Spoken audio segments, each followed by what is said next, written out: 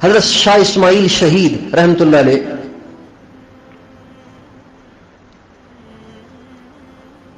یہ خلیفہ ہیں سید احمد شہید رحمت اللہ علیہ کے، اور شاگرد ہیں اپنے نانا حضرت شاہ عبدالعزیز صاحب محدث دہلوی رحمت اللہ علیہ کے۔ تو اپنی زندگی میں انہوں نے سب کام کیے، جہاد بھی کیا، بالا کوٹ میں ان کی قبر ہے، بالا کوٹ میں قبر ہے ان کی، سید اسماعیل شہید رحمت اللہ علیہ کی بالا کوٹ میں قبر ہے، جہاد کرنے آئے تھے، اور دعوت بھی دیتے تھے۔ دعوت کس طرح دیتے تھے؟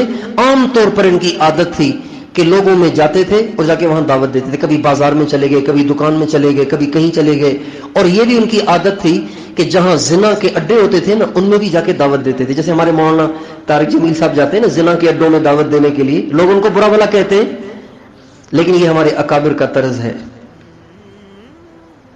مولانا طارق جمیل صاحب۔ تو سید اسماعیل شہید رحمت اللہ علیہ وہ بھی ایسے ہی کرتے تھے۔ ایک دفعہ دلی کی جامع مسجد میں انہوں نے عشاء کی نماز پڑھی۔ عشاء کی نماز پڑھنے کے بعد غور سے سنیے گا واقعہ، علماء خصوصاً سنیں، تبلیغ والے سنیں، ان کو کم فائدہ ہوگا چونکہ وہ پہلے ہی وہ کر رہے ہیں، علماء کو زیادہ فائدہ ہوگا اس قصے سے۔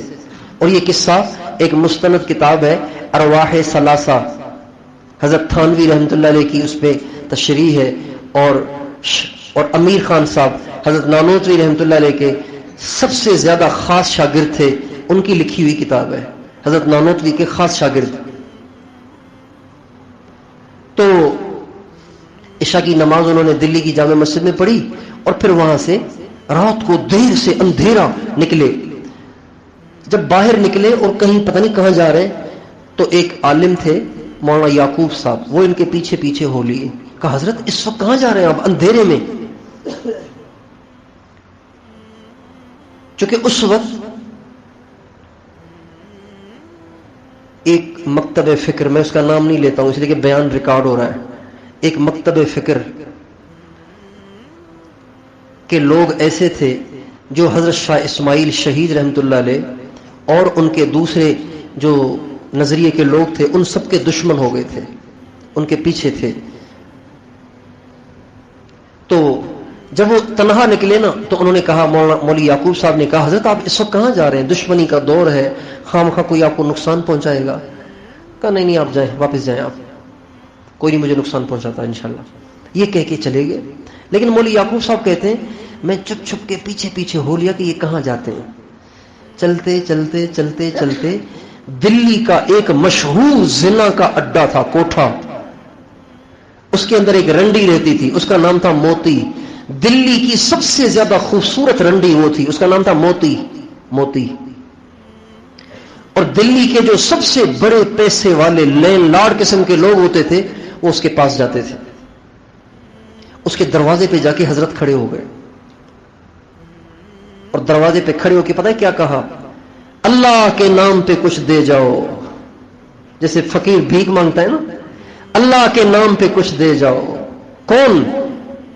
شاہ ولی اللہ کے پوتے پڑپوتے، شاہ ولی اللہ رحمت اللہ علیہ کے، دلی کے سب سے زیادہ معزز خاندان کا آدمی، سید زادہ، حضرت علی کی اولاد، حضرت فاطمہ کی اولاد، زنا کے سب سے بڑے اڈے کے دروازے پہ کھڑے ہوئے اور کہہ رہے اللہ کے نام پہ کچھ دے جاؤ۔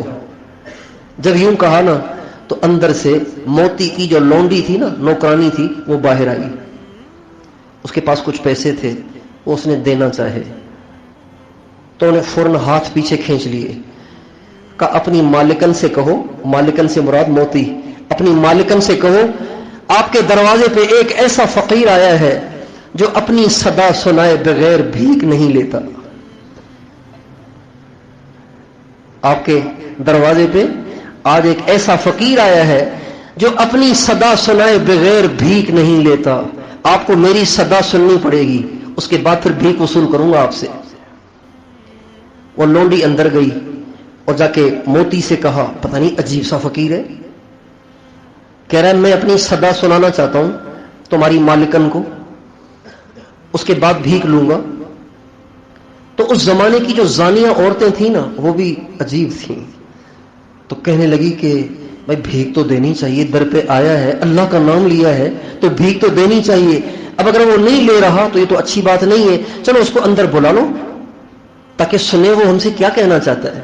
یہ زانیہ کہہ رہی ہے. اور آج کل کی ہوتی تو وہ کہتی دفع کرو، نہیں لیتا تو دروازہ بند کر دو. یہ نہیں کہا اس نے.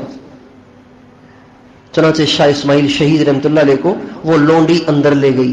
جب اندر لے گئی تو دلی کے بڑے بڑے چودھری یوں گھیرا کر کے بیٹھے ہوئے اور ناچ گانا چل رہا ہے، تبلے بج رہے ہیں، ساز و سرود کی محفل سجی ہوئی ہے، اور بیچ میں موتی ایسے جیسے بادشاہ بیٹھا ہوتا ہے نا، ایسے بیچ میں موتی بیٹھی ہوئی ہے. سارے اس کو دیکھ رہے ہیں. اس کے ساتھ شباشی کے انتظار میں ہیں، رات گزارنے کے لیے انتظار میں بیٹھے ہیں. شاہ اسماعیل شہید رحمت اللہ علیہ اس کے حال کے اندر داخل ہوئے اور جو دائرہ بنا ہوا تھا نا اس دائرے کے بیچ میں جا کے بیٹھ گئے اور چوکڑی مار کے اعوذ باللہ من الشیطان الرجیم بسم اللہ الرحمن الرحیم قرآن شروع کر دیا. والتین والزیتون وطور سینین وهذا البلد الامین لقد خلقنا الانسان فی احسن تقویم ثم رددناه اسفل سافلین. قرآن پڑھ رہے ہیں. زنا کے اڈے میں موتی سن رہی ہے، اس کے ساتھ جو زنا کرنے والے اس کے عشاق جو آئے ہوئے وہ بھی سن رہے ہیں. سورہ 3 پڑھی، اس کے بعد پھر اس کا ترجمہ، اس کی تشریح کی، ایسی تقریر کی، ایسی دعوت دی کہ وہ موتی رو رو کے سجدے میں گر گئی. اور اس کے ساتھ جو زنا کرنے کے شوق میں آئے ہوئے تھے انہوں نے کپڑے پھاڑنا شروع کر دیے اور چیخنا چلانا شروع کر دیا اور توبہ توبہ کہنا شروع کر دیا. اور جن کے تبلے اور ساز و سرود تھے انہوں نے اپنے ہاتھوں سے وہ سارے تبلے توڑ دیے اور سب کے سب سجدے میں گر گئے. جب سارا مجمع توبہ توبہ کہہ کر چیختا رہا، روتا رہا، چلاتا رہا اور سجدے میں گر کر توبہ طائب ہوتا رہا، اور موتی بھی سجدے میں گر کر اللہ کے سامنے اپنے گناہوں پہ رو رو کر اللہ سے معافی مانگتی رہی، تو حضرت شاہ اسماعیل شہید رحمت اللہ علیہ چپکے سے وہاں سے اٹھے اور باہر نکل گئے. اور پھر وہ موتی بڑی اللہ والی بن گئی. یہ باہر نکل گئے. اچھا، وہ جو مولی یعقوب صاحب پیچھے چلے تھے نا، انہوں نے یہ سارا منظر دیکھا.